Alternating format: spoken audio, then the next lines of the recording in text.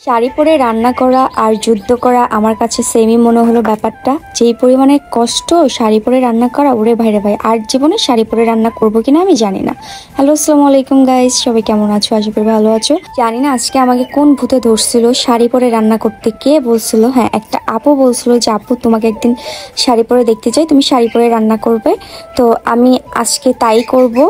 তো এই জীবনে আর শাড়ি পরে রান্না করবো কিনা আমি জানি না, তাও আজকে একদম খুবই সিম্পল কিছু খাবার রান্না করব দুপুরের জন্য। অন্যরা যখন শাড়ি পরে তাদের কত কিউট লাগে, সেক্সি হট লাগে, আর আমি যখন শাড়ি পরি ভাই তখন আমাকে একদম কলা গাছের মতো লাগে। আমি নিজেকে দেখলে নিজেই ভয় পাই যে এটা কে, এইটা শাড়ি পরছে, কত কিউট লাগবো। মা আমাকে দেখে একদম কলা গাছের মতো লাগে, একদমই সুন্দর লাগে না। এর মধ্যে অনেক আপুরা বলে যে আপু তুমি কি সাজুগুজু একদমই করো না? না আপু, আমি সাজুগুজু একদমই করি না। তার কারণ হচ্ছে আমি মেয়েটা খুবই অলস, সাজুগুজু করলে অনেক টাইম লাগে, তো সাজুগুজু করতে আমার ভালো লাগে না। একদম সিম্পল থাকি, একদম যেখানে যে ঠুসঠাস করে বের হয়ে যাওয়া যায়।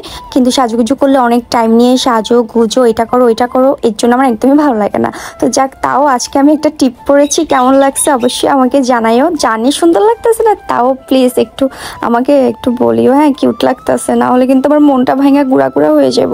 তো দেখো আজকে আমি শাক ভর্তা করবো, হেলেঞ্চা শাক আর হলো যে কলমি শাক আছে, আর হেলেঞ্চা শাক দুটো মিক্স করে ভাজি করব। তো এখানে আমি হেলেঞ্চা শাক লবণ দিয়ে সিদ্ধ বসাই দিছি। একটা আপু আমাকে কমেন্ট করছিল, আপু তুমি হেলেঞ্চা শাক কীভাবে ভর্তা বানাও?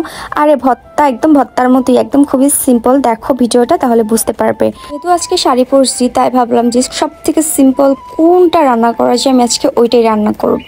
তাহলে চিন্তা করো আমি কোন ধরনের অলস। আরেকটা কথা, আপুরা মনে করে যে আমি হয়তো একদিন রান্না করি 3-4 দিন খাই, আসলে না, ওইটা হলো এমনি একটা কন্টেন্ট ভিডিও মজা করে বানানো।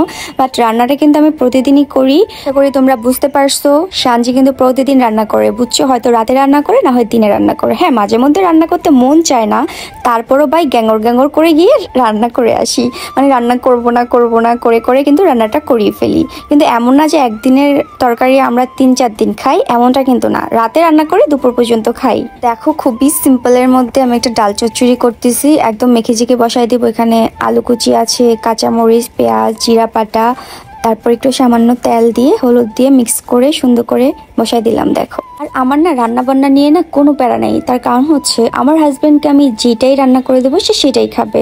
যদি মরিচ ভর্তা করে দিই সেটা দিয়েও ভাত খেয়ে ফেলবে, যদি একটা ডিম ভাজি করে দিই সেটা দিয়েও ভাত খেয়ে ফেলবে। মানে তার কোনো বারণ নাই, মানে তার কোনো অভিযোগ নাই যে তুমি কেন এটা রান্না করলো না, তুমি কেন এটা রান্না করলো না, আজকে কেন এটা রান্না করলো। মানে তার কোনো অভিযোগ নাই, তাকে আমি যেইটা রান্না করে দেবো সে এইটাই খায়। এই ব্যাপারটা আমার খুবই ভালো লাগে। মাঝে মধ্যে আমি কিতা করি জানো, ফ্রিজে মাছ মাংস থাকা সত্ত্বেও আমার হাজবেন্ডকে আমি ডিম ভাজি করে ভাত খাওয়াই দিই। তার কারণ হচ্ছে রান্না করতে ভালো লাগছে না, ফ্রিজ থেকে মাছ মাংস বের করব, বরফ ছুটবে, তারপরে রান্না করবো। রে ভাই ভাই কত কাজ না, এত কাজ পারবো না ভাই। ডিম আছে, ডিম ভাজি করে সুন্দর করে দুজন খেয়ে নিছি, শেষ। তো এদিক দিয়ে আমার বোন খাবার খাচ্ছিল, তখন আমার বোনের খাওয়ান দেখে আমারও ক্ষুধা লেগে গেছে। তো আমার বোন কি করলো, আমাকে কয়েকটা খাইয়ে দিল। মানে এটা কেমন অভ্যাস আমি জানি না। আমার বোনেরও দেখছি আমি যখন খেতে বসি তখন আমার বোনের ক্ষুধা লেগে যায়, আমার বোন যখন খেতে বসে তখন আমার ক্ষুধা লেগে যায়। মানে এই ব্যাপারটা অনেক ফানি না বলো? তো এই যে দেখো আমি একটা ডিম ভাজি করে নিচ্ছি, ডিম ভাজি করে ওই ডালের উপর দিয়ে দিব, সুন্দর একটা তরকারি হয়ে যাবে। আমি কিন্তু আগে একদমই রান্না করতাম না, যখন প্রথম প্রথম বিয়ে করে আসছি তার 1 বছর আমি কোনো রান্নাই করি নাই। তো একদিন আমার হাজব্যান্ড দুষ্টামি করে বললো যে চলো আমি আর তুমি মিলে রান্না করি।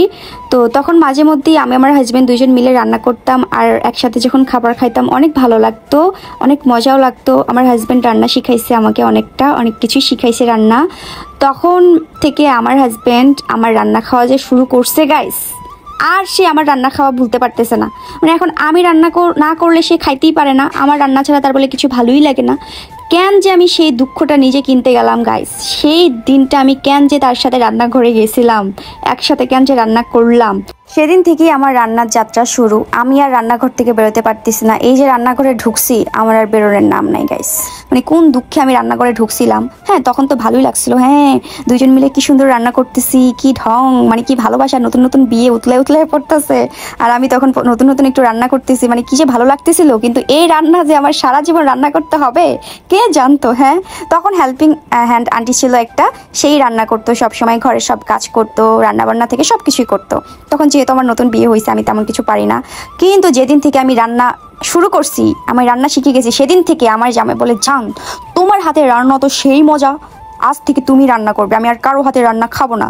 তখন তো ভালোবেসে বলছিলাম ঠিক আছে যান আমি রান্না করব, আমি তো অনেক সুন্দর রান্না করতে পারি, কিন্তু এখন বুঝি ভাই কি যে কষ্ট রান্না করতে ভাই। তো যাই হোক, ভালোবেসেই তো রান্না করি, আর হাজব্যান্ড ভালোবেসেই খায়, এর জন্য একটু কষ্ট কম হয়, এই জন্য যাক রান্নাটা করা যায়। তো ভগর ভগর করতে করতে তো আমার রান্নাবান্না শেষই গাইস। খুবই মজা হয়েছে, ডাল চচ্চড়িটার ভর্তাটা খুবই মজা হয়েছে, ঝাল ঝাল মানে কি বলবো। তো ভিডিওটা কেমন লাগলো অবশ্যই কমেন্ট করে জানাবে। আমার ভগভগানি কেমন লাগলো তাও কিন্তু জানাইও। অনেক আপুরা আমার ভগভগানিও পছন্দ করো, তার জন্য লাভ ইউ আপু। আবার ভগভগানি বেশি করে শুনিও, হ্যাঁ। তো গাইস ভিডিওটা এই পর্যন্তই, সবাই ভালো থাকবে, আল্লাহ হাফেজ।